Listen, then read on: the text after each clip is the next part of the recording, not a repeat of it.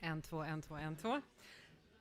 Ladies and gentlemen, warmly welcome to Felleshuset. My name is Katarina Sechi Åsbrink. I'm leading the Department of Information, Business and Culture here at the Swedish Embassy in Felleshuset, which is, as you all know, the common house of all 5 Nordic embassies. And actually, I want to mention that this year we celebrate 25 years. And I very much hope that we will see many of you. We have a very rich and content-full program the rest of the year with a lot of seminars and events and exhibitions and so on. So welcome back to Felleshuset in 2024. I also want to give the best regards from our fashion-passionate new ambassador, Veronica van Danielsson, who is currently out of the country. Otherwise, she would definitely have loved to join this important event here tonight. I'm overwhelmed to see such a big audience. We had so many people signed up, so we even prepared for some streaming services outside, not being able to accommodate everybody. And I really want to wish you all welcome. Also the viewers on YouTube, because we, of course, as modern and digital as we are, we do have a hybrid event. For more than a decade, we have arranged talks on sustainable textiles and fashion here in Felleshuset, and always starting at the very eve of the Berlin Fashion Week. And since 2016, we have organized these events together with our wonderful colleagues from HESSNATUR Stiftung and from the city of Borås. And we are so tremendously happy to have this dream team on board. So heartfelt thanks to, all of you, dear Rolf, Anja, Mike, Jonas, all the colleagues and so forth. And we have also seen this family growing more and more international with new members from more different countries joining these series. I want to mention that Sweden, as of the 1st of January 2024, we took over the presidency in the Nordic Council of Ministers with a slogan. You may remember that one because we also used it for the EU presidency last year, that we want to see a safer, greener, and freer Nordic region. And that vision of the Nordic region to be the world's most integrated and sustainable region by 2030 is going to shape our presidency. As you know, the green transition has been central to Sweden for a very long time, and therefore it also been the core of many, many activities that we have in the embassy. Because we know that the green transition is not just necessary, it is existential. But reducing carbon footprints and green gas emissions while parallelly fast-forwarding sustainability and circularity, it's not one country show, and it's not just a Nordic show. It's about collaboration, it's about partnership with all possible, where all possible stakeholders have to join forces. And we need to move fast. Some people may say that it's already too late, but humanity has done it before. We have found solutions which nobody could dream about in their wildest imagination.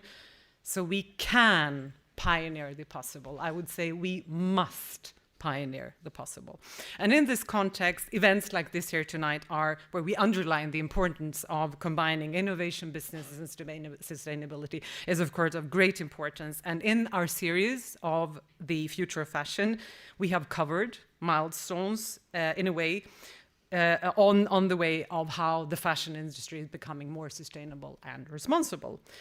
We all know that the fashion industry accounts for around 10% of all the global greenhouse gas emissions. And we are painfully aware, we talked about this a lot last year, about the millions of tons of waste that is generated annually. As I said, we touched upon this specific topic last year, and it's very encouraging to see that indeed the European front is moving, it's taking action, and that the new waste directive is going to prescribe all member states to, by the 1st of January 2025, next year, that everybody must collect separately textiles from other waste.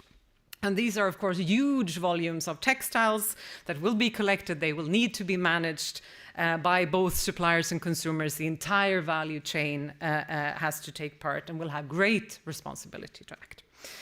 The focus tonight is promoting circular economy, approaches and ways towards a circular supply chain. And we have the privilege to learn from fashion experts and representatives as well from Germany and from Sweden, from institutions, from brands, where we can exchange best practices and lessons learned.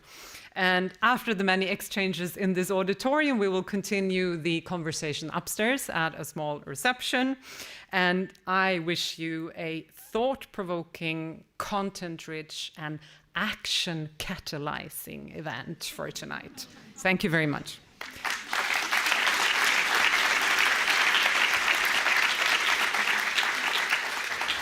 And now it's my big pleasure to give the floor to Åsa Degerman from the business trade promoter from the city of Borås. Thank you very much, Katarina. It's always this ones. Thank you. Jonas Widerström, acting manager, the city of Borås in Sweden. It's with great humility and a sense of urgency. We, the city of Borås, HESSNATUR, the Swedish embassy here in Berlin, have the privilege today as organizers to address a theme of significant global importance.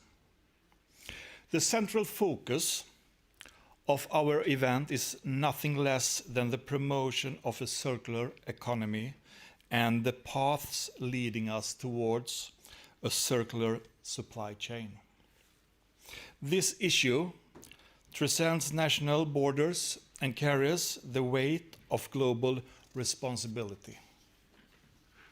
Our efforts to promote a circular economy and embody a sustainable supply chain are not merely local concerns, but actions that position the city of Borås in the international context. It's high time for us to reflect on how our decisions and approaches not only impact our city, but also contribute to the global sustainability agenda that we all share. Let us together explore the significance of this issue and the crucial steps we need to take to be pioneers in a world where sustainability is the key to a brighter future. I'm looking forward for this afternoon and again welcome all of you to this event. Thank you.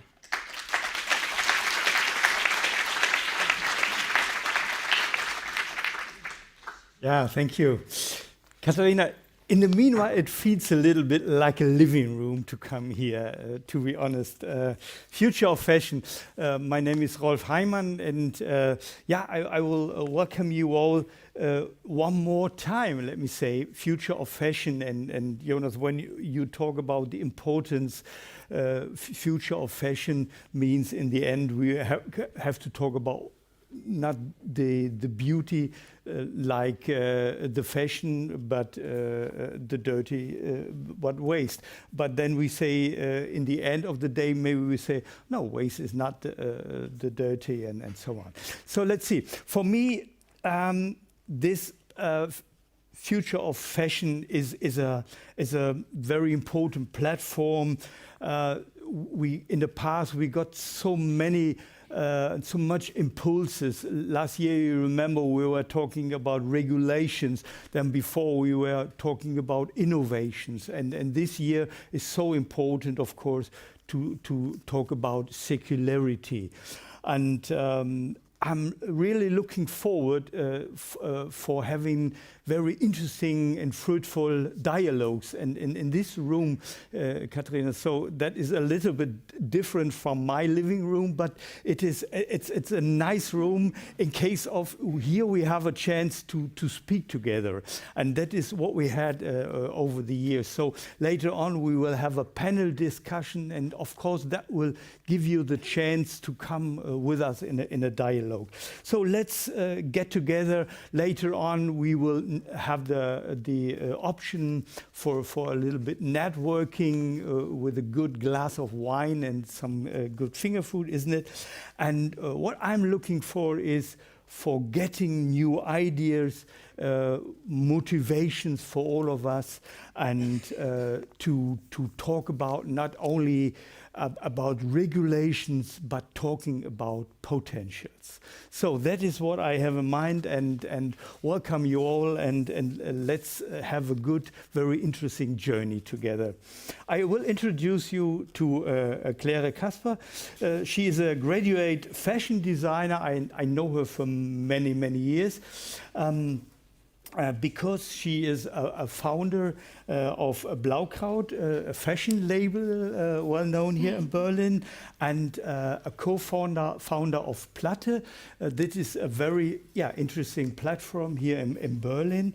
And one more, Cläre, you are a freelancing for the university, HTW natürlich.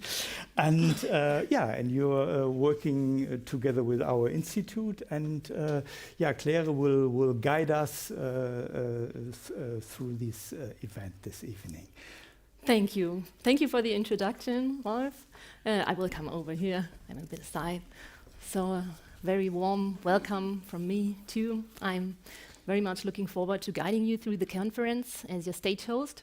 Let me just briefly point out some important information. You already learned that the fashion of future unfolds across two areas. The first part, where we listen and discuss, takes place here in the Embassy Auditorium. And the second part serves as an intensive exchange between all of us upstairs in the exhibition area.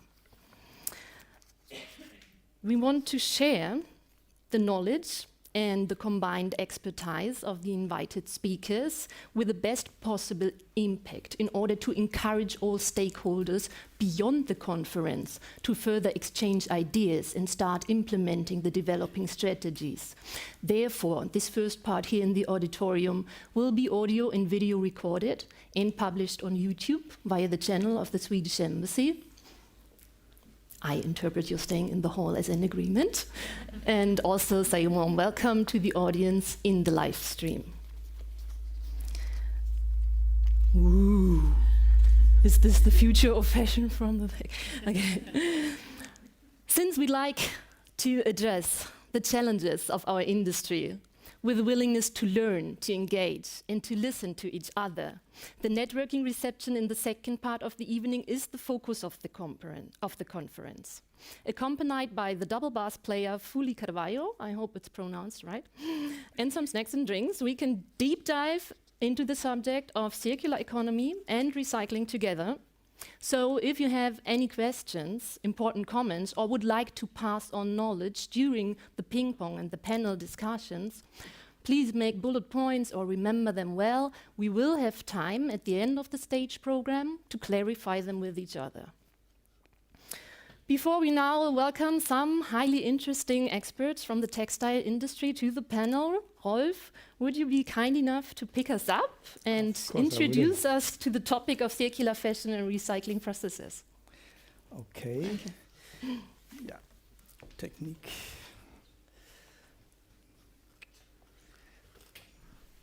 Does it work? Yeah. Let's start directly. This slide everybody knows. Don't worry, we do not go further with boring this information. We have it. But the next point is could be interesting to clear up maybe some misunderstanding, because many people very often talk about recycling or have it in mind when they talk about circular economy. But we will see later on it's so quite more than only recycling aspects. And yeah, that's what I have in mind, is to share with you this matrix we developed, because what we learned is, yeah, some of you maybe knows that because that is the basic of our daily work. This matrix means this is not only pre and not only post-consumer recycling. This is this is not detailed enough. So when we, I do it in a very short way. When we go a little bit deeper, first loop. The idea of first loop is repairing. That sounds so simple, but it is a recycling principle as well. Or what about reusing? Later I'll give you an example, like leasing, like second-hand and all these things. Yeah, and what about upcycling? And I will discuss with you, is it only upcycling or can we agree downcycling? Let's discuss it. And of course, then later on we will discuss technical option in case of recycling products and recycling waste, chemical, mechanical recycling. Yeah, and of course in the end, loop number 6 is to develop products which are biodegradable, compostable. Then in the end, of course, it is a loop as well, isn't it? So that is very important to have in mind when we talk about circularity. But the most important thing is to start in the beginning, is to start with the design. So when I started my master program approximately 12 years before, then directly we realized it is important to start with the design. Ina knows one of my mantra when I said to the students, you have to think about a shirt, a skirt, a bag, second life. But it's not only this thing, you have to think about monomaterials and so many things. And so really looking forward later for when we have the panel discussion, because we invited Ina, and she is a fashion designer not only but as well, and of course she will give us some impulses and ideas, and I'm sure Ina, you will agree everything starts with design. So. But for today, what I have in mind is we have to agree circular economy needs creativity, that needs to be open for processes. That is a typical German idea to discuss so long, then it's perfect, and then we start. And I always think we have to start before. We have to agree processes. I remember in the 90s when we developed our first requirements for green fashion. Yeah, it was a very raw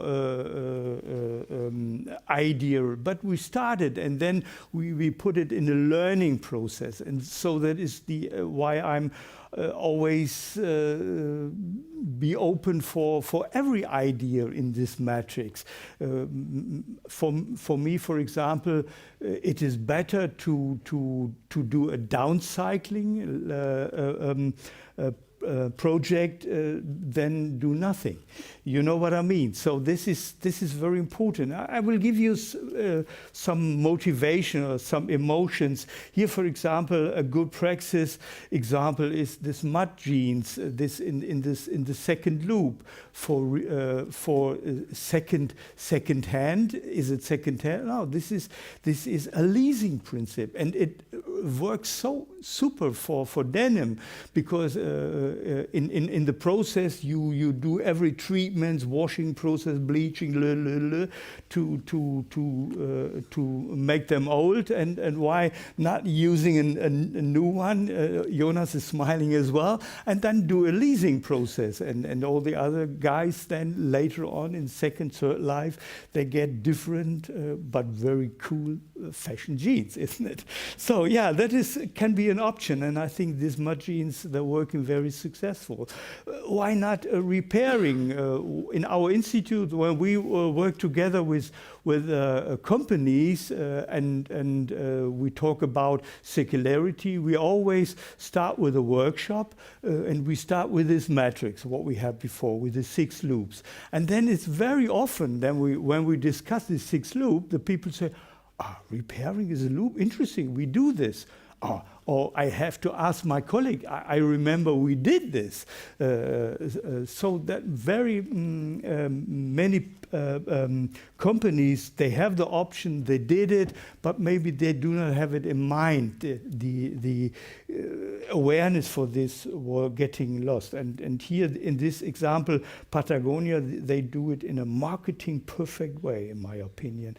This is a little bit like a provocation, because everybody is talking about upcycling, and later on when we discuss mechanical recycling, is it so important to have a t-shirt yarn NM30 in a second life? Is it so important to have an NE30 as well? Or can we say, okay, we use it then for denim, for example?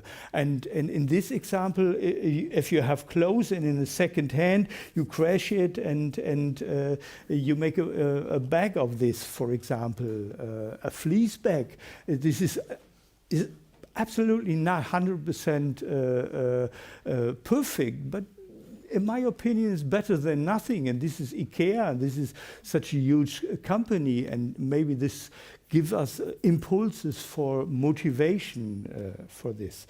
So how to start? This is the question for today as well, isn't it? How to start? That is, in my opinion, the most important thing is communication. What I learned in the last years is the different stakeholders in this process, from the beginning in this circularity. Later we will have some presentation with some interesting slides who shows us options of circularity. But what I learned is it is so important that the one has the information to the other. One is a sorting company, but they need the information for the next step, or the producer, the brands, what shall they do that life for a sorting company is quite more easier. So that needs information at this different. There's a lot of options, a lot of possibility, but a lot of necessary points we have to have in mind. I give you one more example. When you as a designer, when you develop a raincoat, very often this raincoat has a membrane and so on, and in the end you have a Bundesmann test and this Wassersäule for you can climb up to Mount Everest. But this jacket is made for walking with a dog around here in the city. So why having this high performance every time? Why not making this jacket out of monomaterials? Completely, for example, completely done by polyesters, the zippers, the button as well. So only to have some ideas and one of the big problem, we will discuss it of course today, is the logistics. I had no idea when I started with this, but logistics is a very big challenge. We will see later on. We have to discuss. So learning from each other, so that is the most important thing, and I hope we can start with this or go further with this today. And what Katharina, what you said before is, yeah, the requirements, the legal requirements, the situation is totally changed. But to be honest, it is so important to have. When in the last weeks, when I discussed with the colleagues from cibutex, and I said, wow, what you did, this is so, you can be proud. But then Ralf, you said, yeah, but when you see 1 year before, it was quite in the beginning, but the situation absolutely changed. So the companies, they have to do. And yeah, sometimes the pressure helps to start a bit quicker. So that means here you can see this Green Deal. Don't worry, I don't go in detail, but that shows us this trip is running now. And to be honest, what they do in Brussels with this Green Deal, with all these different parts, in this part, to be honest, they do a very good job. This fits together, this talking about Green Claim Directive, talking about CSRD and all these things, that works together. And one of the very important part, of course, will be circularity, isn't it? So and now for example, in Germany, on the political side here in Berlin, there starts a crazy discussion 2 weeks before with this Lieferketten-Sorgfaltspflichten-Ding-Dong-Gesetz. But this is so crazy to discuss it, because that is a running process. It is a running process in America, in Australia, and we cannot say, no, this is too complicated, we do not do it. Yeah, we can do it, maybe for 2 or 3 years, and then we say good night. So that is, but in a positive way, that's what I have in mind, is let's work with this in a positive way. Let's take this like a change, a chance to change. So that means a lot of options, a lot of potential.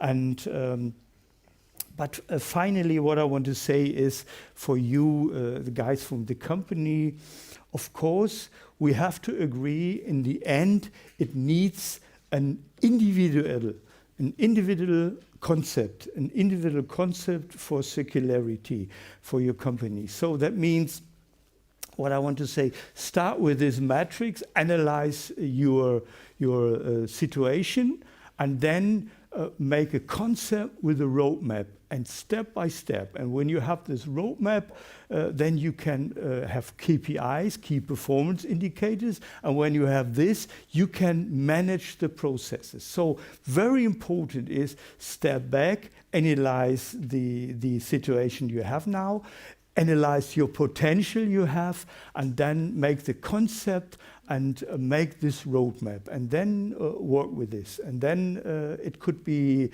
very fruitful, this is very helpful, then you do not have crazy actions, and there's not any potentials like human resources, time, money, and so get lost. This is very important to have a concept with a roadmap.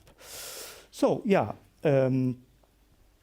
and once again, that's what I said before, to come to the end, let's agree the process character. Let's agree that not everything what this evening we will listen, not everything is perfect yet, but it has the chance, and we have to start with this, and we give them the chance, and yeah, that's what I said before.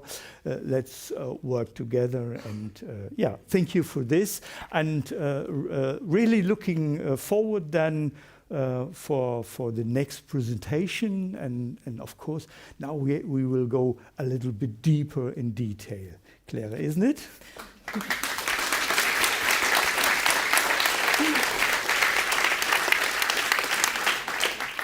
So is my microphone doing well? Yeah, okay, super. Yeah, thanks, Rolf, that was very inspiring. I myself, I really like the picture with the 6 loops. To me, it always reminds me on a roller coaster. I myself, I like roller coasters, so doing a good roller coaster ride means that the faster it goes, the more fun it is, and actually it can be fun to implement sustainable policies into your business. And that's what it's all about today, as we already learned from the Swedish Embassy. It's about time. We need to get going. We shouldn't hesitate any longer. So the fun aspect of becoming more sustainable or placing your business to a loop in this circularity chain can actually be fun when it works out. Also, I think the visualization of the various sustainability aspects in these individual loops that interlock like chain links is very helping to find your individual place for your own business.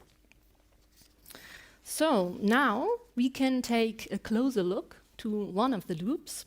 We learned that waste is a human invention, as nature doesn't know any waste, only nutrients and resources. But how exactly can fiber be recycled to generate new materials? Innovative technology is key to renewable processes. And setting the best example here, talking of the recycling loop, is Södra, a Swedish forest industry group owned by 52,000 forest owners working in the field of climate-smart products and renewable energy. So welcome now to Åsa Degerman, manager of the Once More technique by Södra. Where is she? Here is she, right in front of me. Thank you.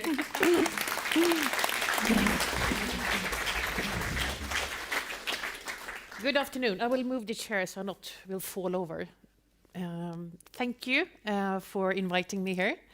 Good afternoon, good evening, Berlin. So exciting. Once more, yeah. That's a new brand, that's a new concept from Södra. So I will introduce. I represent 52,000 Swedish forest owners. Isn't that amazing? So every second tree south of Stockholm belongs to Södra and the forest owners. These are families that has been owning and inheriting the forest for many generations. And they are so proud and they are so excited about the forest. And they want to have this sustainability all through the cultivation of the plants, but also for the finished product and the refined products. So why does Södra why is it connected with fashion? Anyone knowing?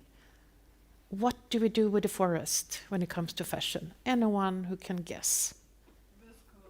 Viscose. This is viscose. This is lyocell from Lensing, Tencel, what I have. So this is Philippa K. So I don't know if you know that brand, yeah? They've been here. They've been here, oh yeah. So now I have once more based Philippa K clothes on me. So the mission I have for once more is to make this a new standard, to scale it up for the future, to connect the dots with the various stakeholders, and to be very tentative towards what the customer is wanting. I will talk a little bit about the challenge we have, but also the opportunities. And I think the opportunities is that we have a steady, long-lasting mission. So more than 80 years we've been on the market with various products. And we have 52,000 owners that want to invest more money, more resources into a sustainable future.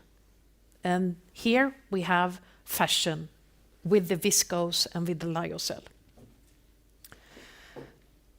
Apart from viscose, we also do dissolving or pulp, paper pulp, that we make tissue, toilet paper, paper hand towels, etc., etc. We also do sawn timber, and we also have building systems. So we, instead of using concrete, you can actually use wood and timber to build tall houses, high houses. That's good.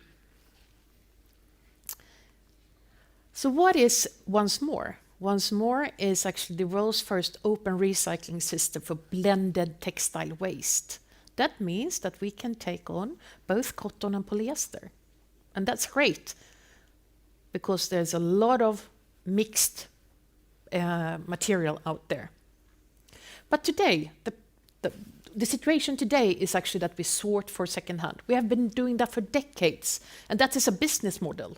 We have the NGOs and the social organizations that collect textiles and they sell it for secondhand to get money to someone who needs it. And that is really, really important. And this is where this all starts, with sorting. So today we sort mainly for secondhand. But tomorrow we need to do it differently. We collect 2.5 million tons of textile waste today, but in 7 years that will be tripled into 7.5 million tons waste. And we need to take care of that. We need to find a deposit for all the textile that we collect. And I'm sure that we cannot sell it on second hand, 7.5 million tons. It needs another solution. So we need to design for circular, or we need to create this circularity, design for circularity, to both close the gaps in terms of in the infrastructure, in the value chain, but also to close the loop. So close the gap in the value chain, but also close the loop for the textile.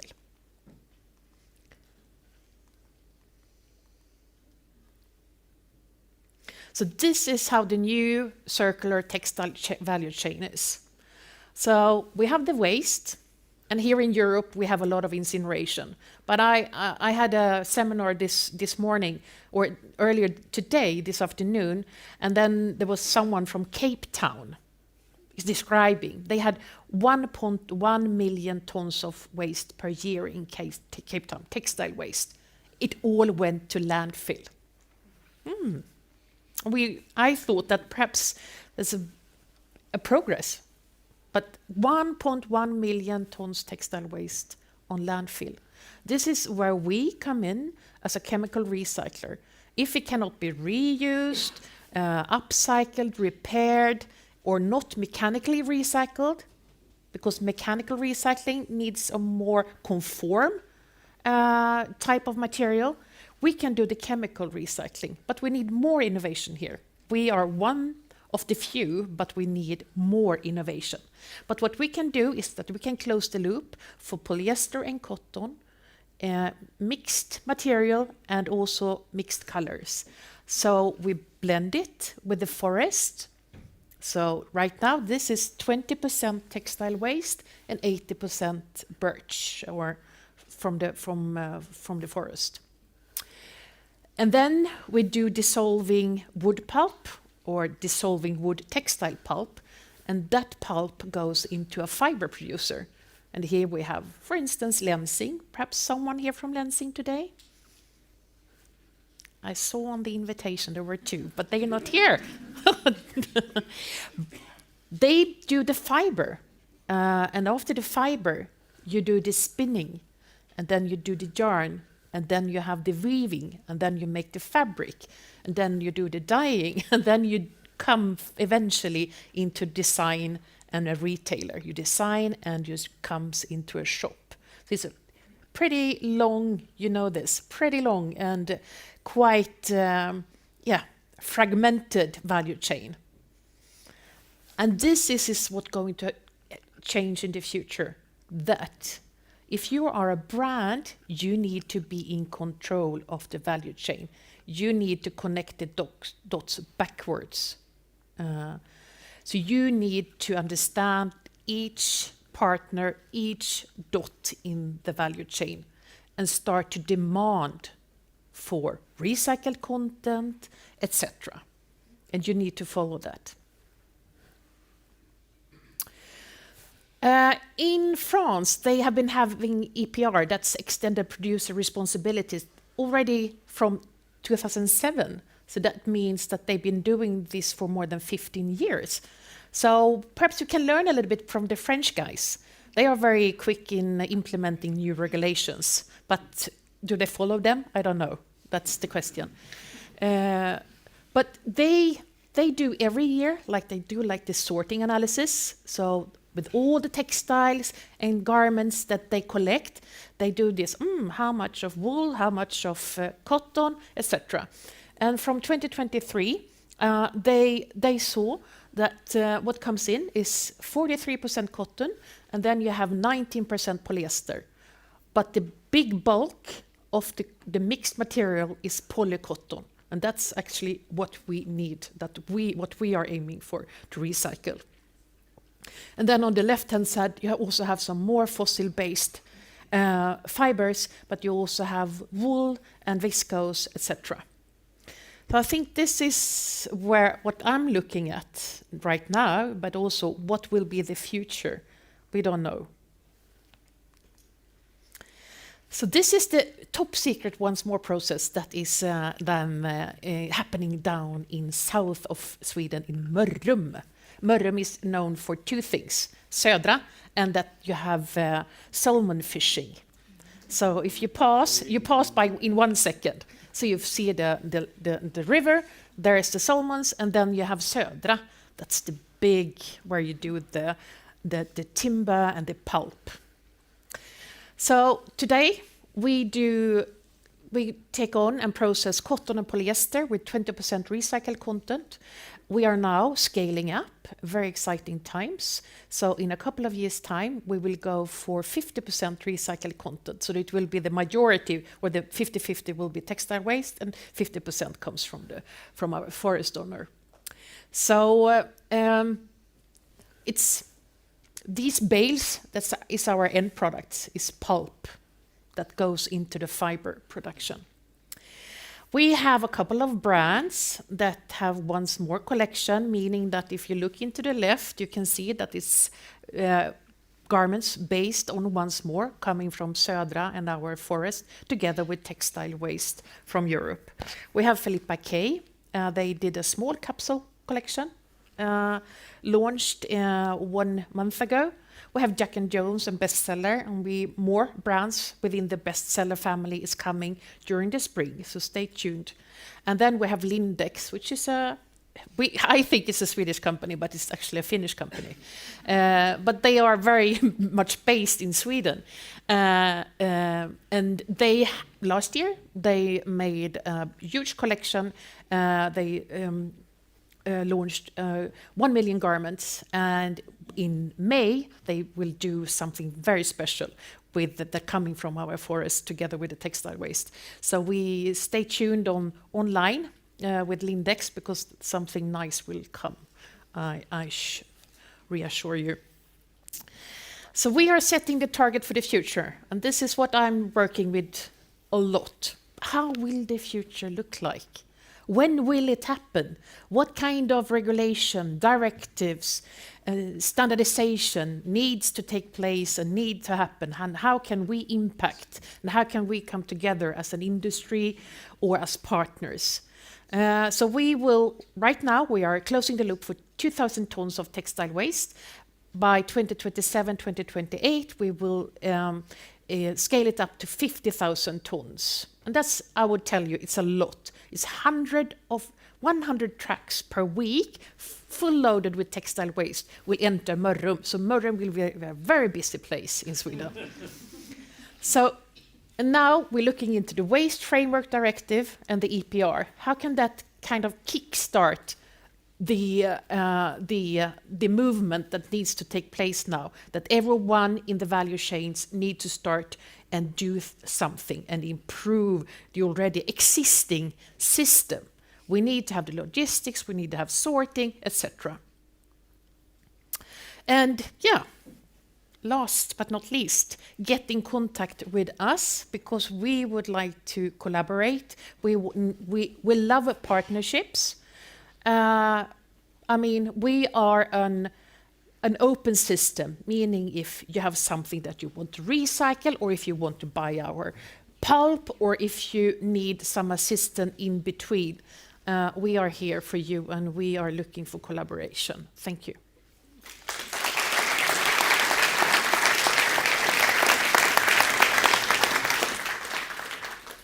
Thank you very much, Åsa. That was really impressive. and you're also really good in time. So if anybody has an urgent question, I could offer to have one direct answer from Åsa right now. Yes, okay. Does a life cycle analysis exist for the process you do? Yes, it's on. If you go to our website, there's an environmental impact report, 30 pages. Read it. Thank you. Thank you. Yeah, thank you. And we can discuss that later on as well and can deep dive more into the topic. As well, we will hear from you more later on in the panel discussion. And now I think we have quite a good idea of how mixed fiber textile waste is transformed into a new life cycle. As a Swedish alliance partner, Södra symbolizes one link in the chain that enables your company to close the recycling loop. Another link in the chain, an alliance partner from the Netherlands, is also present this evening. As a collector of post-consumer textile waste, cibutex from Amsterdam supplies resources for circular textiles. So I'm very pleased to welcome Rolf Heimann, Board of Directors, and Jan Lamme, CEO of cibutex, if you both would like to enter the panel. Thank you. Ralf? Do the presentation or later? Yeah, I would like to introduce Jan Jan Lamme to you as a... Where's the seat? Maybe you stand while you present us a little bit of cibutex for everybody who doesn't know these two people. Jan Lamme is a very successful entrepreneur in the field of industrial laundry with a strong desire for sustainability. Jan, you took over the industrial laundry from your parents and made it a big family business with an international identity. And Rolf Heimann, Board of Directors, is a real eco-pioneer in the field of workwear. And you're not only founder of the Max Tex Academy, but also shareholder of Bella. And now you two are driving the cibutex cooperative forward to a closed-loop solution for upcycling of textiles. Shall I take this one? You have microphones here. Okay, Maybe you could use those if it's if fine. that works out fine for you. Yeah. Okay, thank you for being here. I want to introduce cibutex. Cibutex stands for Circularity for Business Textiles. And I want to inform you that that we are a cooperative. So we are not a commercial company. We are a cooperative founded by 5 industrial laundries. 4 industrial laundries and Bella, it's a textile manufacturer. So this is how we started in 2022. So we did some projects, amongst one with Södra. We did some tests and it was very successful. We did also a pilot in Pakistan to recycle on the mechanical recycling our napkins into jeans. And it was all very successful. Everybody was happy. And then they said, Mr. Lamme, Jan, I mean, how much quantity do you have? And then I said, so maybe 60 to 100 tons a year. And they said, that's not enough. And this was really, this really became a topic. So as a singles company, we found out that it's not really possible to contribute alone in this circularity business. So in the meantime, we in 2 years we have now 50 members in 8 countries and 7 partners. So members are only textile service companies and the partners are stakeholders who can help us in this whole process. Our mission is changing the textile industry from a linear to a circular industry. I repeat basically all the other speakers already.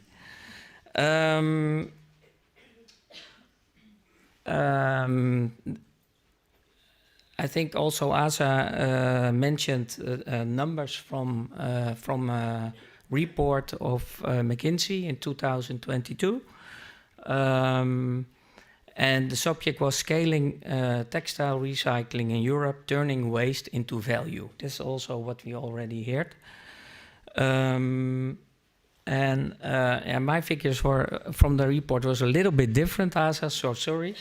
But it was in 2020, it was 7.5 million tons for textile waste in Europe. And 2030 expected 9 million tons, so a little bit different, but still it's 20% more. So all the consumption of textiles increases and increases. So, so we thought of a solution. How can we solve this? And now we know this is the linear process, raw materials, production process. Then it goes to textile service companies. They supply to the customers in the market, and the customers are hospitals, workwear companies, hotels. Hotels. And then normally end of life, most of the volume goes to incineration, automotive or landfill. So we said, okay, we have to make this more circular. And then we say, okay, we start with accumulate volumes from multiple companies, not only one company. So in the meantime, we have 15 companies in 8 countries where we accumulate volumes from the textile service industry. And from there, we bring it for chemical recycling, for amongst others to Södra, or mechanical, because there's also products we can only mechanical recycle. And then we have recycled materials. And what we think it's important, and this is also one of our visions for cibutex, that we want to go from textile to textile in our own industry. So we think it's important that the recycled materials should blend in with raw materials into the supply chain again. So we need also partners and producers and also design thinking to make this happen. What do we do more? So in March we will launch a platform, Cibutex Exchange. We did this together with a Finnish company, Viara. And that's why we try to bring the volumes from the textile service companies, wherever they are. So we even have a member in the USA, to the recycling, and from the recycling, to the production. And it's also important that the brands who are responsible for the production of the whole supply chain also are activated in this process. And then you come up to design thinking, for example, that they say, okay, it's our responsibility not only use raw materials, but also use recycled materials in our designs. And sometimes it doesn't look that nice, but we have to start doing this, and that is very important. So basically what is important for Cibutex, that we are an active coalition of the willing. That's how we call ourselves. It's a coalition of the willing, and it means that companies should be willing to participate and to activate and to participate in this whole circular model. And I think it's very important that we can help them. So basically Cibutex is more an activator than recycling it ourselves. So that's not our purpose. It's to create a stakeholder alliance for the whole industry in Europe. So also a project which we are running now is You have to know the system of textile service, the industrial laundry process, that most of the textiles workwear has a chip inside. So we can track it over the whole life cycle in the laundry process. But what we are doing now, we say, okay, we have all the information of the product.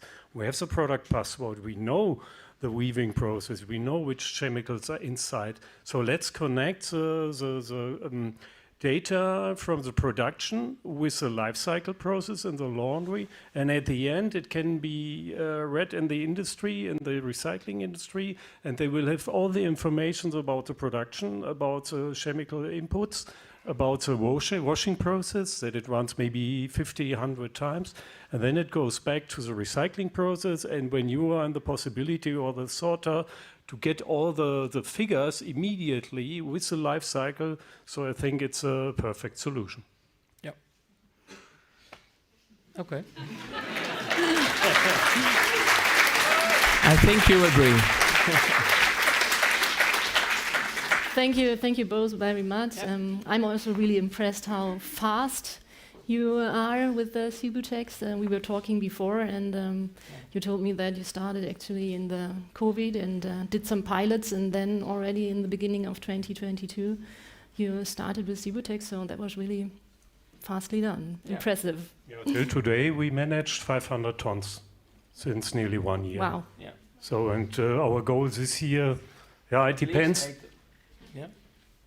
800 at least. But I'm not happy with 800, so... Still needs to be more, yeah. Who says 1,000? Tonight, yeah. I think Asa will say that. Yeah, please take a seat here. Thank you. Yeah. I do it for... Oh, thank you. Yes. That's the next one. Yes. Yes, and let us just directly welcome your ping pong talk partner, a textile strategist from Sweden. Oh, that's my phone. Sorry. Doesn't matter. Susanne Nejderås. She's working at Science Park, Borås. Welcome. Very nice that you're here. Thank you for coming.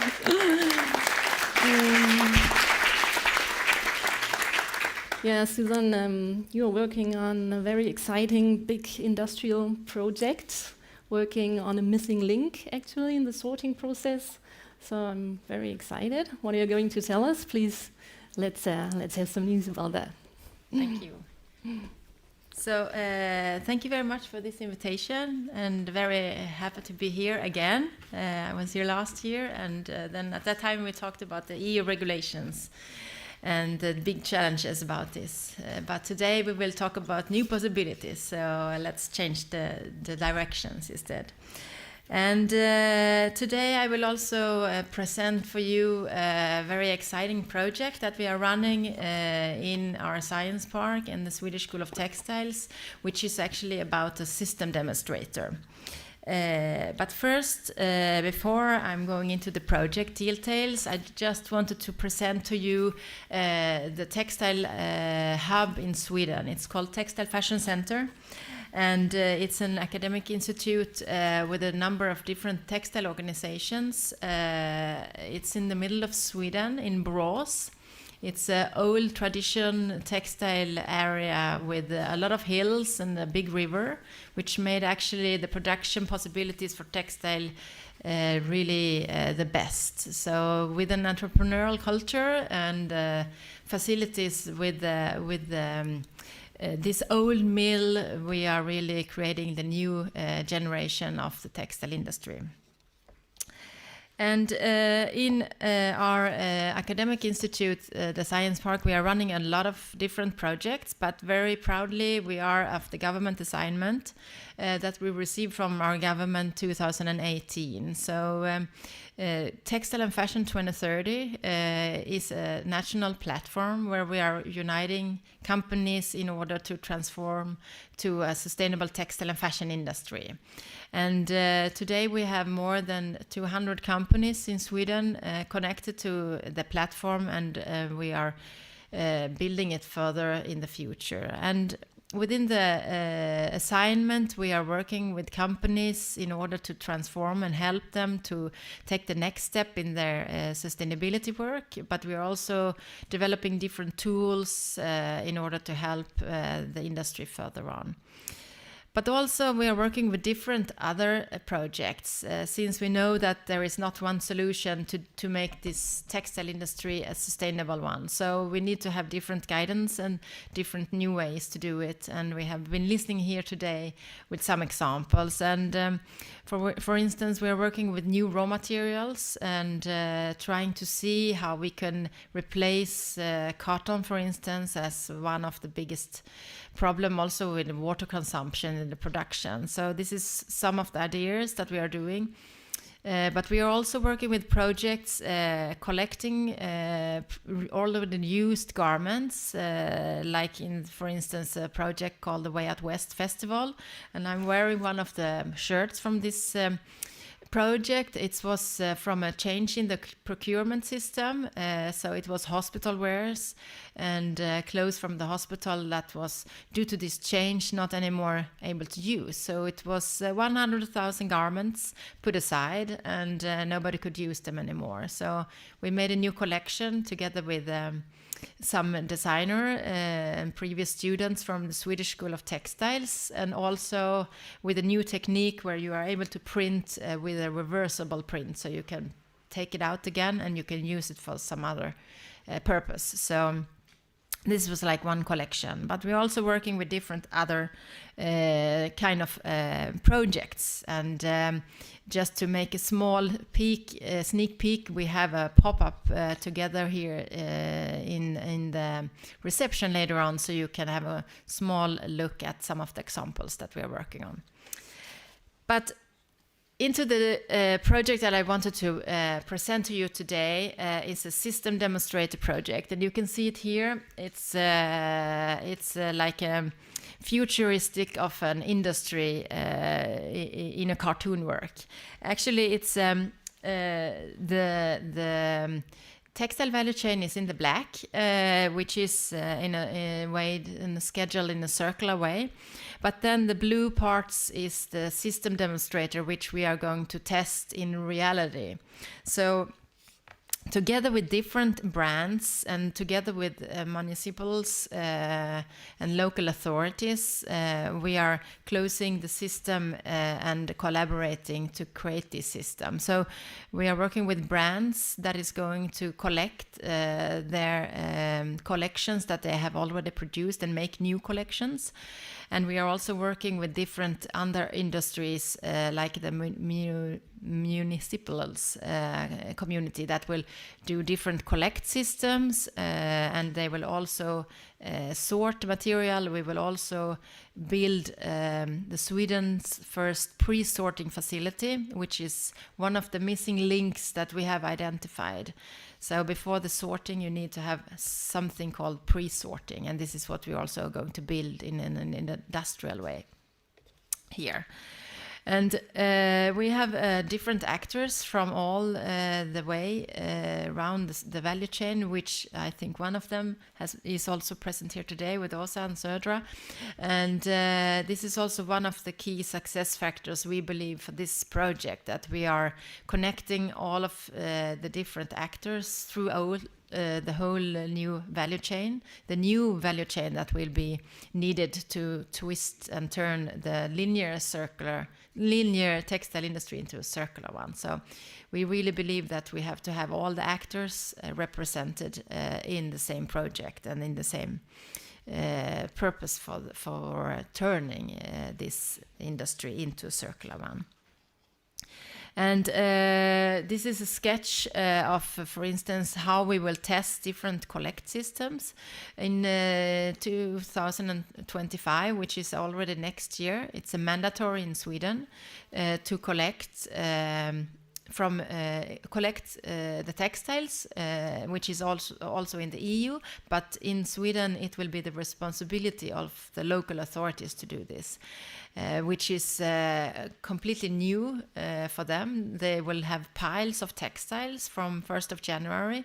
So we are making this demonstrator project and finding out what kind of ways and what kind of collect systems you need to have in order to get this in place.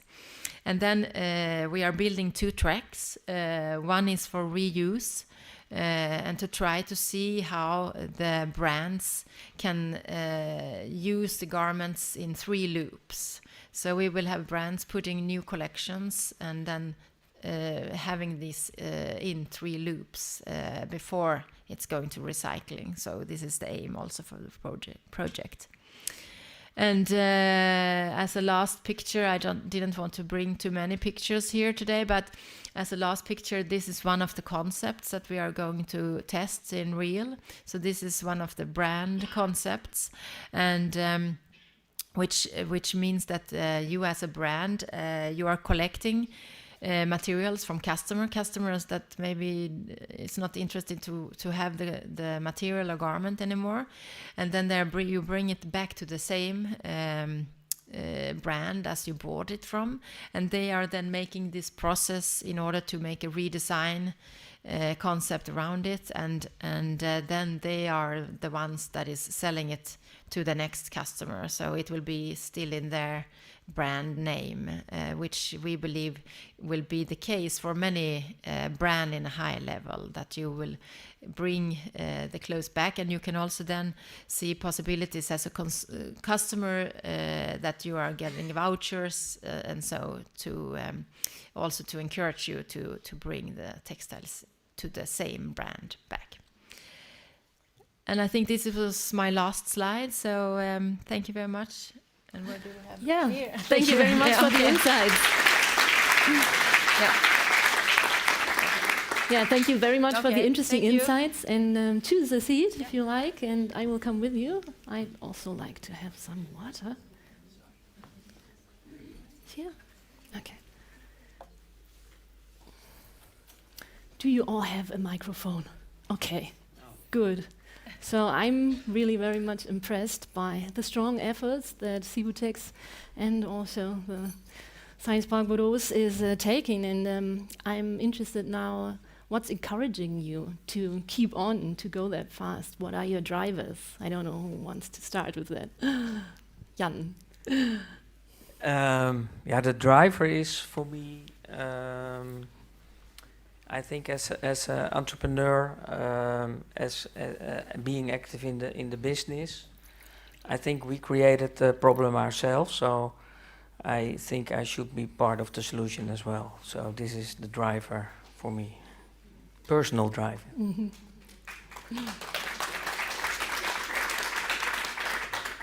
And Jan was my customer, and 10 years ago I had a vision to after talks with Rolf, to bring a company from 100% conventional company to 100% sustainable company, and I explained him that I want to change the industry to a more sustainable business. I explained him our cooperation with a Indian cooperative, and I said, okay, we can have a big impact in smallholder farmers in India, but I need customers. So he said, yeah, Ralf, it sounds interesting, let's go and work together. And so we come together, and he was one of the guy who changed his business, also to a nearly 100% sustainable way. Okay, thank you. You want to add something? No, okay. Susanne. But I think that, we all know that we cannot continue doing as we are doing in the textile industry today. So we need to change anyhow. And I think that there is always a solution for everything. I think only the way and the energy that you put in is the challenge. And if you are collaborating around something and you can together create this positive environment in order to make the change, then I think everything is possible. And I think for also here, we can see that, I mean, for instance, in Sweden, the textile industry in the 70s, everybody was very much closed doors. So you didn't invite anybody because it was, you were afraid to share the design, or you were afraid to do anything, something like that. But today, people are very open to work together, and we can see in this project, we can see in other projects that that the collaborations and people are very open to see solutions and doing it together. And when you have that, when you put the competitors aside and you put the corporations on the front, I think everything is possible. It's funny because I saw on the website of cibutex the motto circularity through cooperation. So that's exactly the same motto. But what about the government regulations? Don't they help as well? How does it look in the Netherlands and in Sweden? What about the political will to support I the think ways to circularity? So the Dutch government is really pushing. So after France, they are the second country who implement the EPR. And I think in the Netherlands, they're quite on top of this whole topic. There are many initiatives. And I think on one side, what we are doing is more proactive, but there are, of course, a lot of reactive companies, and I think legislation is needed to activate those companies. So I think we cannot move forward really good if there's no support from the government. So there should be. On the other hand, it's European law, EPR, and then has to be executed by each country. And then what we see, because we have textile service companies who are active in more countries than only the Netherlands or Germany. So they are in multiple countries. So they, because of all those countries execute the EPR in a different way, it makes it very complex. I see. And in my opinion, so we are more on the business part, but on the fashion part,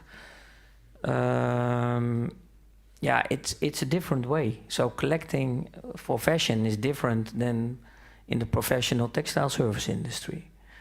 And I think there should be more alliance between the countries, how to do with this, because I think that a lot of industries have good solutions, but because of this EPR, it's not so easy to execute it, because they say, okay, we have a producer organization and they are responsible, and mostly it is managed by fashion-minded companies or organizations from the fashion.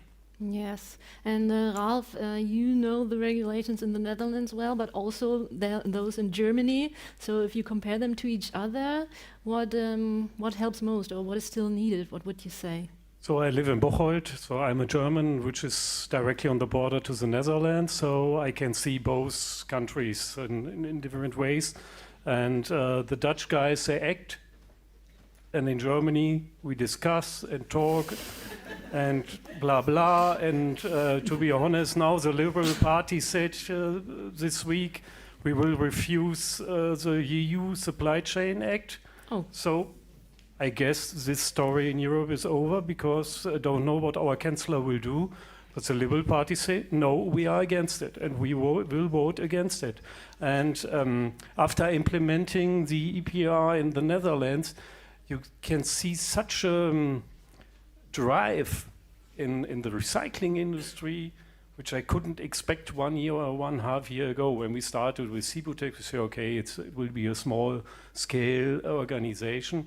But the first members came from, of course, the Netherlands and the French countries. So we get material from the French guys. And in Germany, it's still discussing, and nothing happened. So it's very complex for the different countries to really cooperate with each other. Susanne, so how is the situation on the regulations in Sweden? In Sweden, I think our government is supporting what comes from EU. I mean, we are trying, of course, to see what kind of different ways how we want to have it from the Swedish part. But we did produce a responsibility investigation some years ago and waited until the new legislations and proposals comes from the EU, as it did last year. So I think that we are supporting and to see what comes from the EU actually. But also now before Christmas, the government took a decision also to give the responsibility to the local authorities in order to collect now from the next January next year, when it's mandatory to collect textiles. That will January 2025. Yes, so that will be made by the local authorities and then the municipals. Wow. So that will be over 200 different small areas around in Sweden that will do that. So that is a big. Wow, impressive. Yeah. Yeah, so that of course really helps. So we should keep that in mind, that political will is needed and supporting very much. Thank you very much for these really interesting insights. We will have the chance later on in the networking reception. We have time for one question. We have time for one question, Yeah. yes. One question. 3 fingers.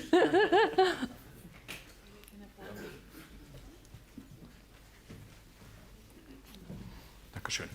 I have a question to you, Susanne, please. In your project, how do you solve the problem of hygiene? Hygiene. Hygiene. In what purpose you mean? The You mean use- you mean for Yeah, for yeah. circularity? Yeah, Okay. how can So- you So it- allow a garment to be reused if it's not disinfected? Okay, basically? yeah, okay. So it's reconded also in the process. So that is something that also will be taken care of in the same process when you are redesigning the material and also redesigning the garment itself. So it will be inside that loop. But of course, it will be not for specific clothes that is for the CE marking. So it will not be that kind of material. It will be for the fashion brands.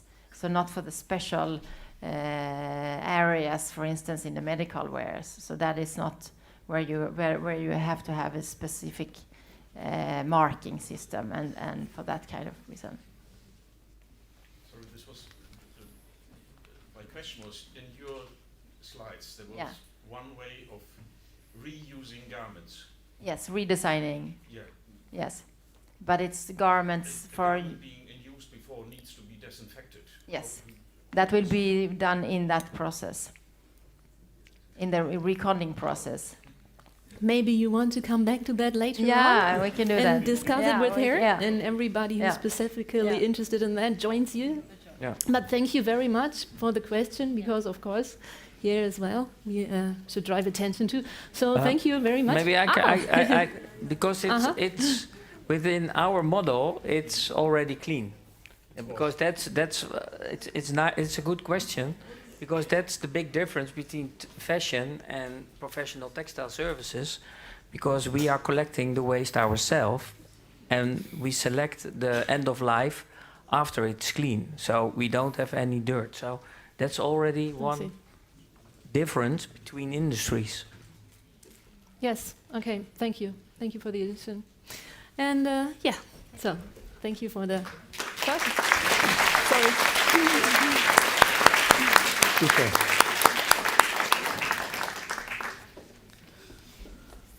Super. So from the strategies presented, we have already learned about various approaches for a circular supply chain. In order to gain a bigger overview of the current status in practice, research, technology and science, I would like to open now the stage to our panelists and directly go over to the panel discussion. At first, I would have loved to introduce to you a German expert who combines economic activity with social commitment and ecological responsibility, Thomas Böschen, CEO of Texiad. Texiad has its headquarters in Switzerland and branches in Germany, Austria, Bulgaria, Hungary and USA. It's over 1,000 employees who are involved in the professional collection, sorting, and recycling of used textiles. But unfortunately, Thomas Böschen became ill and cannot come tonight. But maybe he is joining us at the live stream, who knows? Yeah. Yes, so, but nevertheless, I'm personally very happy to have a representative from Berlin with us, who also includes the design thinking aspect and who takes into account the design decisions that need to be made. Circular Fashion is a Berlin-based consulting agency for sustainable fashion. Welcome to co-founder and managing director, Ina Budde. If you would like to take a seat over there. Yes, please. And let me place next to you someone who teaches and researches in the field of mechanical and process engineering in textile technology for composites. Welcome, Professor Dr. Stefan Schlichter from the Augsburg University of Technology, coordinator of the Makers Lab for Recycling and Artificial Intelligence. Correct. And also, finally, we have the chance to come back to Åsa Degerman from once more by Södra. You're also taking part in the panel. Thank you very much. And yes, Rolf, are you kind enough to do the moderation? And after about 3 minutes, no, not 3 minutes, 30 minutes. After about 30 minutes of conversation, we will open the discussion for about a 10-minute question and answer session, in which you can address the panelists directly. Okay. Irgendwas brummt? I'm sorry. Yeah, okay. The technique runs now, yeah. I want to start with Ina. Ina, that's what I said before, everything starts with design and sustainable design. And yeah, maybe you can go a little bit deeper. How do you think about it and what is the need in change, for example? Maybe you can give us some examples. Yeah, absolutely. Great to be here tonight. I'm very much excited to speak with all of you and you about this topic. Like, definitely, I agree that everything starts with the design because, and it's relevant for products as well as for systems. Because in the design phase, obviously we take intentions and we also unfold the potential of what a product or a system can be able to do in the sense of a circular economy. So yeah, definitely we need to have a holistic approach to it. Not only thinking about how we can sell a product, but like really taking the full life cycle into account and taking decisions with safe inputs, recycled inputs, but also designing for longevity, recyclability, etc. And I think important here is as well that we just not need a mindset shift, but also we need definitions at hand and guidance at hand, like in the process. So I think that's something that we really experienced a lot. I think in the past years we accompanied more than hundreds of fashion brands in this process of implementing it. And I think in the past years, they were lacking definitions of what does it actually mean to design for circularity. And so we created the Circular Design Criteria Framework, which really serves as a guiding framework with concrete criteria for product type specific, material type specific, on how to design for circularity. And I think, as said before, a holistic approach of safe inputs, recycled inputs, but also designing for recyclability. So we took into account many needs of recyclers, the peers of Södra, etc. Like, what is really making a product recyclable? Material compositions, also disruptors to recycling, and defining it really. So I think that was really important for organizations to implement it, and it's exciting to see this coming to life in products as well. Yeah. Yeah, later, of course, we will go a little bit deeper. You will give us some examples from applied, from what you did, especially, and I think this is very interesting for all of us. Stefan, your institute is calling recycling atelier. That always makes me smile because it sounds so literal. But I've been there several times, and it is really huge. And you have a lot of options, so. Give us an idea. You are involved in experiments with mechanical recycling and so on. And yeah, how is the current status? Yeah, thank you also for the chance being here and to present something, and maybe also something I agree on a lot of the critical remarks about German ability to do something. But on the other hand, we are 84 million inhabitants with the highest personal textile consumption, not counting the technical textiles. And only to give us an idea, Germany, if we would recycle or reuse all the cotton we buy, we would be bigger in production than India. We would be on the 4th place in the world. And what is missing in the moment is that our government is not seeing that chance. I wanted to add that, but now focusing what is the recycling atelier doing is more the technical aspect. And what we saw is when we analyzed the recycling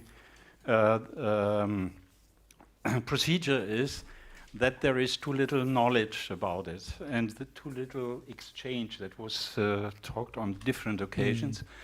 And then we said, okay, how can we do this? And we can improve it by bringing all the people of the different stages to one table to talk to each other, but also to have a line to work with.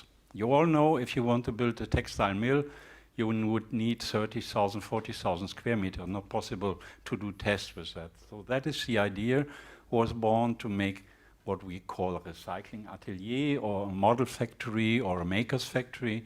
We are able to make first prediction of products starting with few kilograms of material up to 50 kilograms, up to 100 kilograms. So what we are able to do is to develop products under the aspect of having recycling applied to it. We concentrate at the moment on mechanical recycling due to the simple reason that mechanical recycling is available. I agree that we need chemical recycling. We have so many unused materials that we don't need to come to competition of different methods. We only have 1% fiber recycling, so it's room enough to do something. So we concentrate on mechanical recycling. We build up this atelier. We opened it 2021, and or two. Sorry, I was mixing a little bit. 2022. It's meanwhile 1.5 years. We have all the complete process chain in a small model on 400 square meters, starting with collecting, sorting, recycling, spinning on the one way up to yarn and fabrics, and non-woven on the other way. So we have all these lines available. We have all the machines there. We start to do trials now since some years. So the status is there. We have it working. A very important point is due to the fact that unfortunately our government doesn't see the need for textile recycling, we didn't have the money. German government is putting a lot of money in battery recycling, plastic recycling, which is good, but they are not nearly doing such a little in textile recycling. It starts a little bit, but we were under the fact that we had nice concepts, and then we were seeing how to realize it, and we have a partner network, and I think that's very important.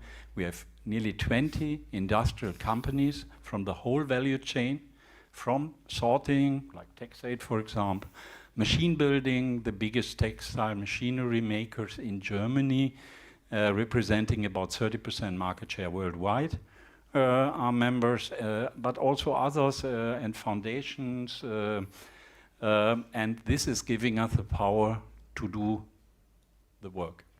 And that is the status we have. Of course, we didn't just build up. We already did a lot of studies and a lot of products. Yeah, that was my question. If the government don't support, you need an alliance with companies. Yeah, yeah. But this is making me very optimistic, Yeah. because if we can get companies to invest money, and of course they support us by machines, by know-how, but finally I said, unfortunately, my landlord is not accepting used clothes as payment, so I need some money. And that is the reason why we get also money from these companies, and it's not a small amount, it's a reasonable amount, not big, but that is showing all these companies don't do it because they like what we do, only because they see the business perspective. And that is promising, and that is keeping my belief and keeping me positive that even with Germany, we only should start our motor. That is, and you know, when we start the one, we have some power, and that will change a lot. And we are still in the process of discussing which motor is the best, but maybe we will start it later then. Yeah, I think in your lab you have a lot of options, and later on I want to go a bit in detail, because what I think is, or what I said before, in the supply chain, every company or every project is doing itself, and it needs a little bit of moderation, and I think you have the option, and later on we have to go in detail with problems in case of logistics, in case of sorting and all these things. But because we are, what we said before, we are here in our private living room, that gives us a chance to make a more private question to you. Also, because I'm asking you for some insights from Södra. Yeah, so I can imagine when you start with it, there must be a lot of problems before we come back to potentials, and is there any problems which is important for the other partners in the supply chains? We started with design, that we say, does this fabric, that in your slide you have it as well, does it really need a polyester, a cotton blend, or can you do it in pure cotton, for example? That is a design impulse. The designer needs the information. What kind of, or what more information do we need to be better prepared for you? Is the question that what we can actually recycle, or is the... Oops. Is it okay, or... Wir haben eine Rückkopplung.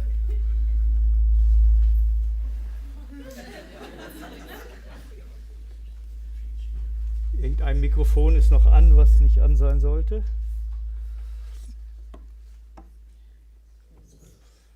Is better? Yeah, it's quite better. Yeah. Scary. That was this, yeah. The insight. Yeah, there's many insights, and we can also talk about design for circularity, because this is the interesting thing. It's not until when you start to do it you realize how complex it is. It's I tried to explain that a little bit earlier, like we're doing paper for recycling, PFR, for 50 years, but it's paper is simple, textile are complex, and I think the insight is that I would like to invite everyone to come to Murrum to see actually how clean and how pure the fraction needs to be, and how much detail we need to spend on, for instance, what kind of wrapping you have around the bale. That needs to also be tested in our lab in Gothenburg before we can accept something. So it's really complex, and I really would like everyone to understand. I mean, I think in the future, we need to be better to understand how the value system or value chain is working, and what is needed in each part of the value chain or each step in the value chain.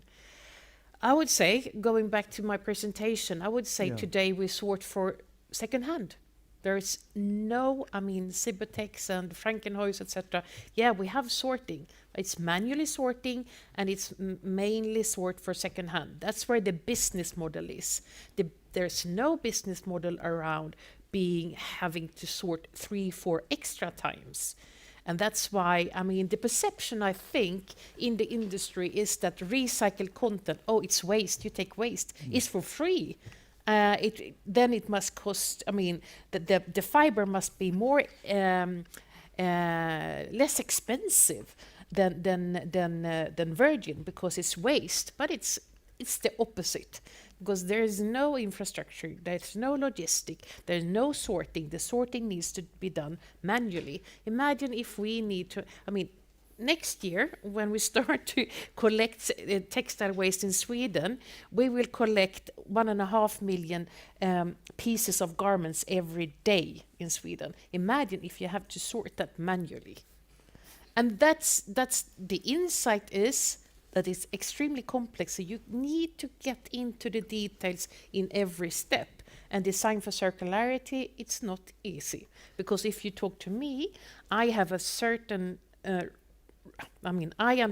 we have a specific root cause for design for circularity when it comes to us. We can take X, Y, and Z, but if you ask another one, they say that we can design or we can recycle much more. So it's different. So design for circularity is also complex. It's not so easy to say monomaterial or etc. So, but I think it's a start. We will learn, and that's why we anticipate that this change will take more than 10 years. We anticipate that the scaling up is within 10 to 15 years. Now, the first 10 years, we will learn how to do. My question was, it was I was answering the wrong question. No, it's fine. But don't worry, I go a bit deeper now. When I listened to your presentation also, I had a question to myself. Okay, you from the cellulose cotton, you produce a pulp in the end. Good idea.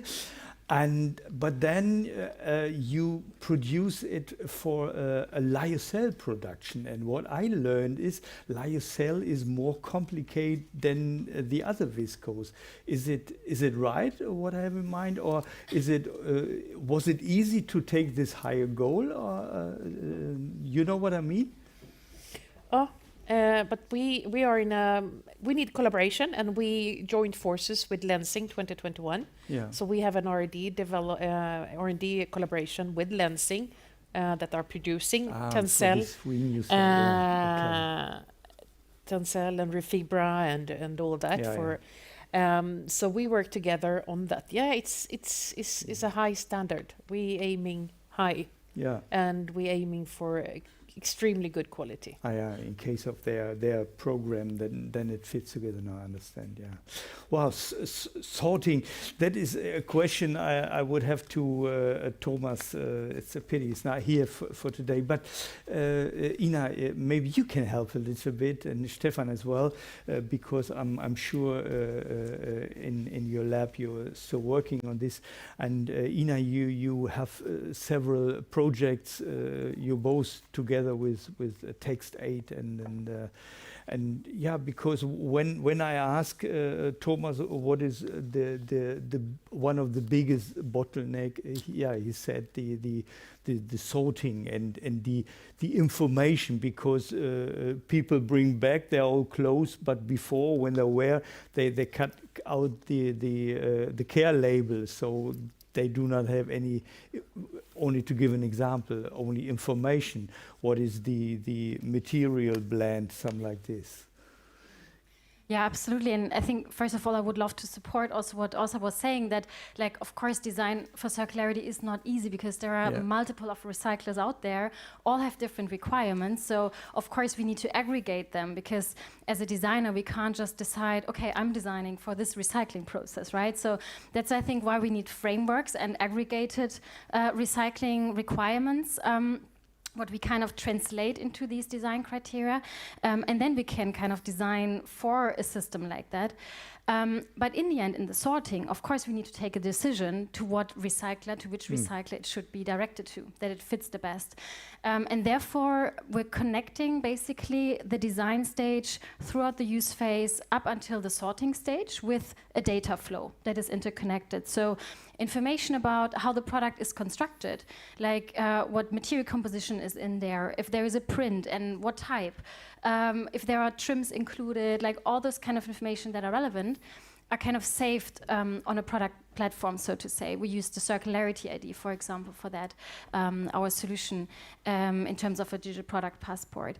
And with that, the information can travel throughout the whole life cycle. So users can access it, can see where they can bring it back, but also sorting companies can access the information and then know maybe the brand has an own re-commerce system. So now the sorting person can see that and direct the product to the brand back, or if it's not in a reusable condition, really sorting it for recycling and knowing, okay, perfect, maybe Södra or other recyclers are the perfect fit for this garment. So I think that's kind of approaches that are really important and that we highly recommend also the EU taking into account when it comes to the digital product passport development. We're also very much engaged with that.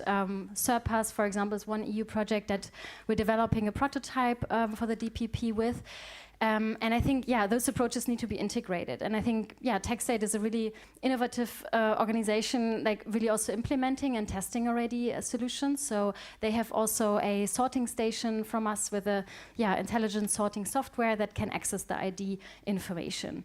And so I think, that's a great example. And meanwhile, we're also researching on other parameters like other types of intelligent sorting that are more spectroscopy or other solutions. So we believe in different approaches will really solve the problem together. That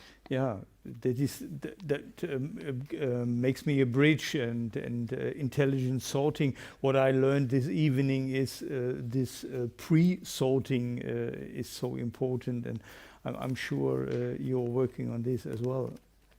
Yes, we do, and what we have to see is we have an increasing amount of material available.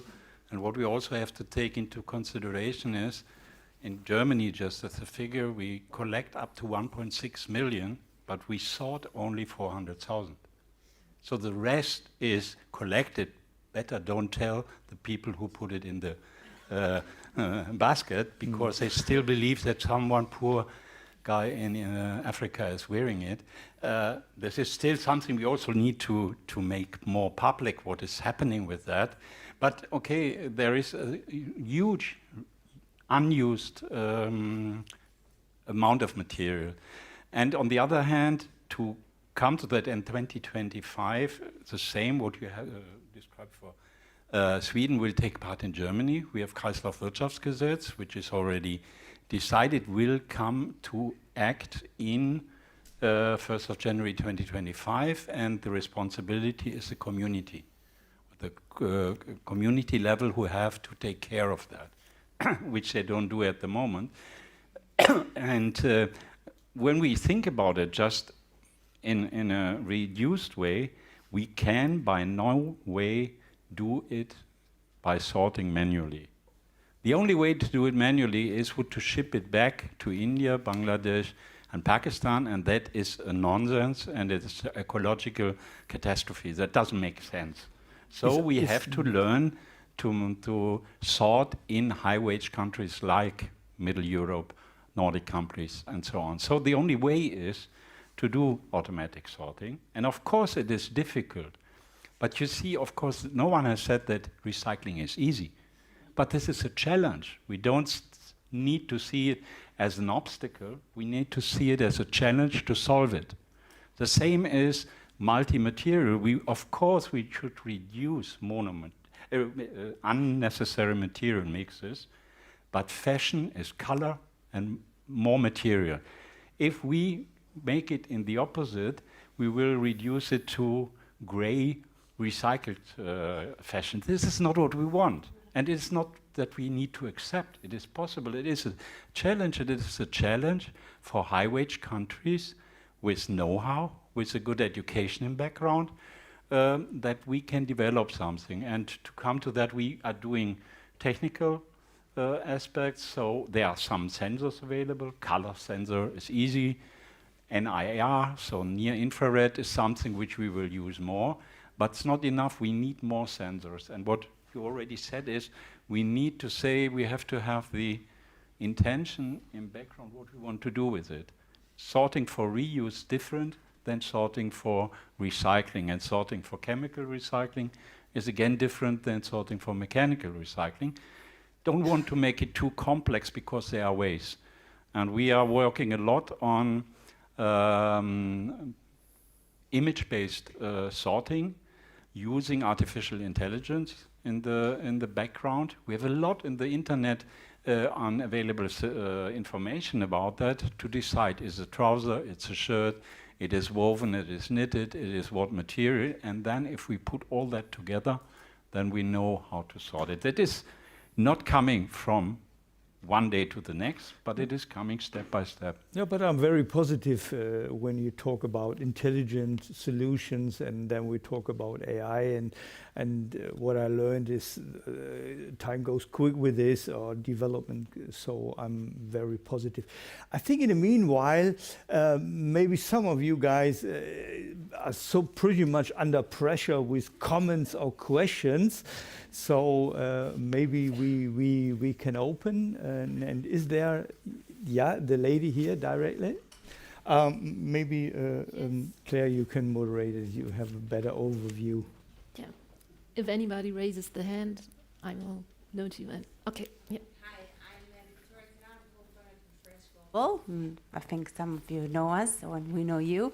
And I want to talk about, you said that it will take, you rightly said it will take another 10, 15 years, because we need to study and we need to learn what will happen with the new and very, very important approaches. Now, we all know here probably that the fashion industry makes up of 10% of the global CO2 emissions, and the estimates are that by 2050 it will be 25%, right? We know the numbers. So what do we do in the meantime? How do we handle the waste that's already outside of our houses? And in less than a year from now, it will be so much more.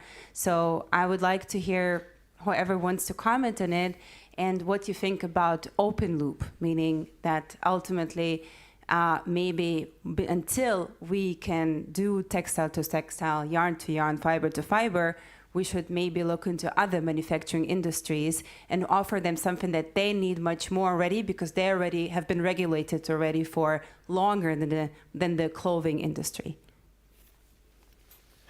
Maybe to answer that, of course we have a volume problem. We have much more textile waste than we can, even in the most optimistic way. McKinsey is counting that we may have 30% fiber to fiber recycling in 2030. What does it mean? 70% is still going where? But now take something, we need very open thinking for that. On the other hand, you know that concrete, the building sector, is even worse than the textile sector. It is responsible for the biggest CO2 negative balance in the world. On the other hand, if we use fibers to reinforce building materials, we have on the one hand a lot of available fibers, and for this application it doesn't count so much on fiber length, and if it is pure cotton or mix, we can use a lot of that, and we have a demand of a lot of applications, and we can reduce, it's a model calculation, minimum 30% of the CO2 emissions of the building sector when we use textile materials for that. And we still have something else. What it is showing is we only have to combine the right ones. And this is not an open loop, it's still a closed loop, but it is not, a shirt has not to end in a shirt. A shirt can also end in a good wall material or whatever. Yeah, I would also love to comment on it, because I think the important mindset here is that we always should try to still keep it on the highest value possible. Like if there is a material in our hands that simply can't be used in textiles again, I agree, like open loop recycling is a solution, but if there is still an opportunity, like still, I think using it in open loop shouldn't prevent us from developing the right solutions and keeping it there. Otherwise, like looking also at the whole system of recycled bottles and textiles, no? Like I think that's an important point where we realize, of course, PET bottles are like cleaner, more defined in their input, and of course recycling is more on scale in that industry for these reasons and others. And in this way, of course, it's used in textiles as well, because it's much easier, it's more available and like in a scalable way than textile recycled from polyester textiles. But I think just because that is available and an easy way out, we shouldn't stop here and just use it, but rather invest in the innovations for textile to textile loops as well. So I think that's really important to consider there. Okay, thank you. Well, I think we should consider the next question over here. Oi.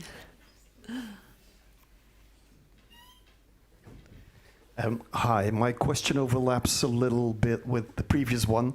I was thinking if all of Europe starts collecting the textile waste separately from 2025 on, do we have the industrial capacity to deal with it? Or is it all going to end up in a landfill or an incinerator after all? And if so, then why do we start collecting it separately? It's a very good question.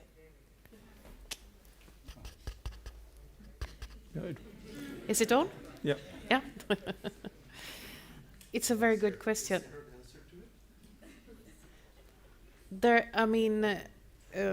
Ask the ones who legislated it. I mean, what do they think? The thing is, what we see is it's falls out in a wrong sequence, because first you start with the waste directive and then you take the EPR. It should have been a little bit the other way around, I think. First you start to invest in, first you have the funding and the money and the foundation, how the model should look like. Now they start to collect, and then we try to figure out how the model should look like, because this is definitely new business models inventing here. But since in order to, if you are a sorter, you need to understand what are the standards, what will it be sorted for, what are the different qualities, but also how will it be funded. The EPR starts now in perhaps 3-4 years' time, and then they will start to design a system. But we already today need to think how to design it. And how would you invest if you're a sorter? How would you invest if you don't know the rules in the game? So my interpretation of it is it's a little bit backwards. I think another perspective on this could also be that, it's the question on how quickly organizations are taking in and scaling the innovations that are available, right? Because I think the fashion brands we're working with today are, of course, bringing out collections for 25, 26 now. And if organizations do not start yet to design for circularity, the products will not be optimized for recycling as well, to deal with everything that is collected in that time. Of course, they have a long life before that, but still we have to start applying the solutions.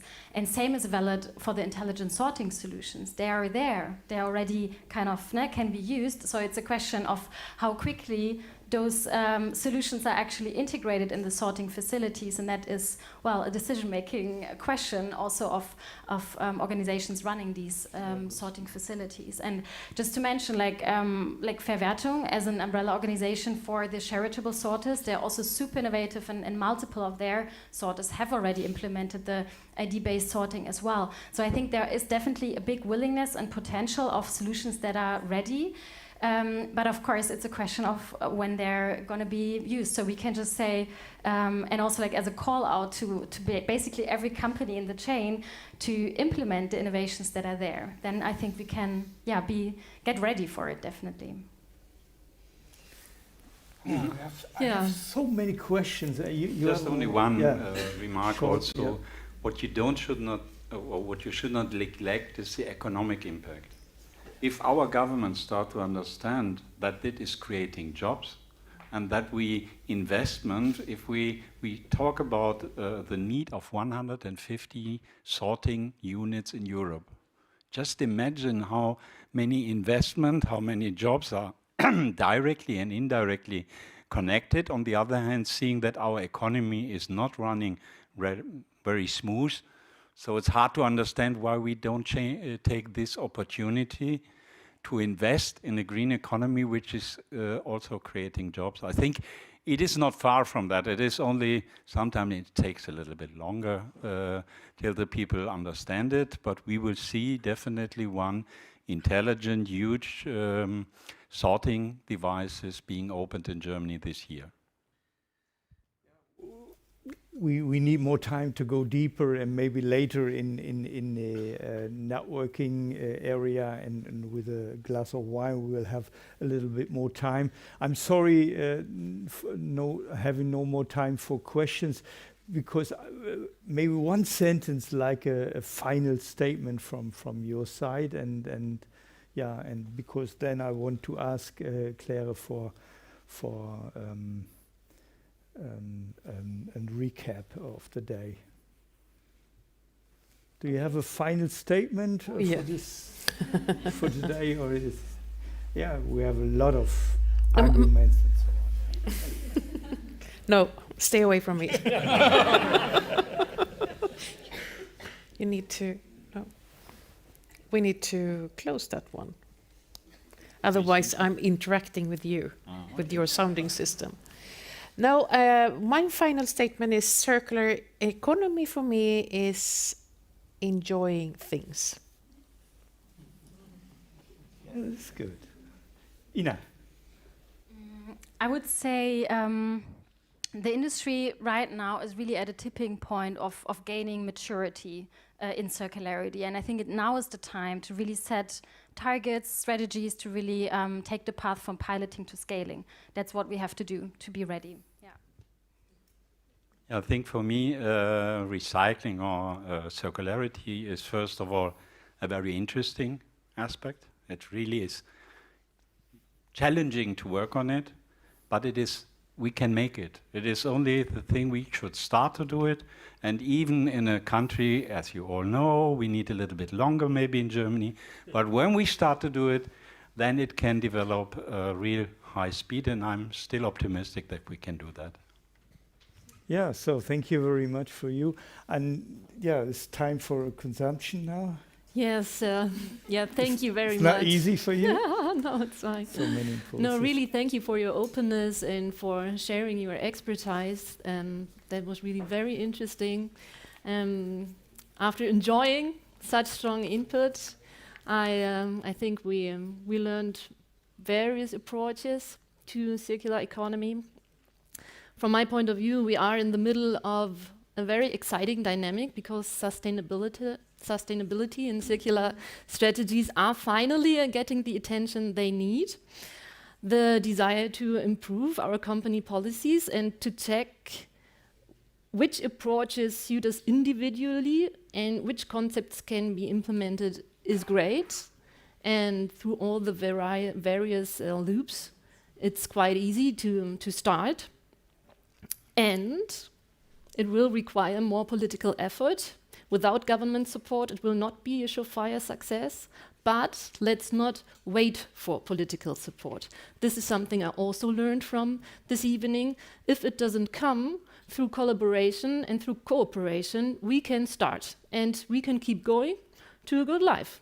And the challenge is, how can we design the concepts economically? How can we generate commercial success from circularity? Let's find out, and let's have fun doing so.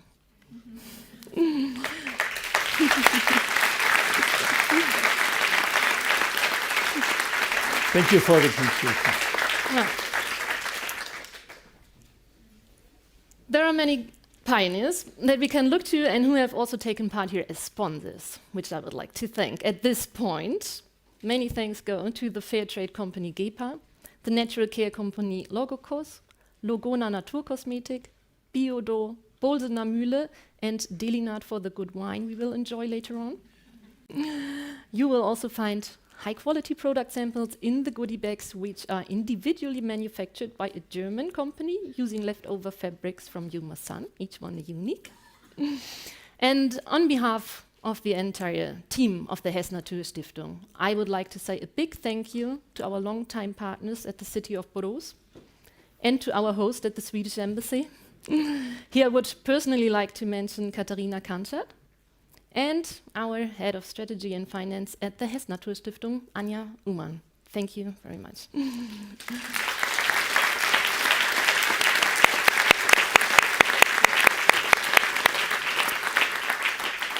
And now let us all meet at the networking reception.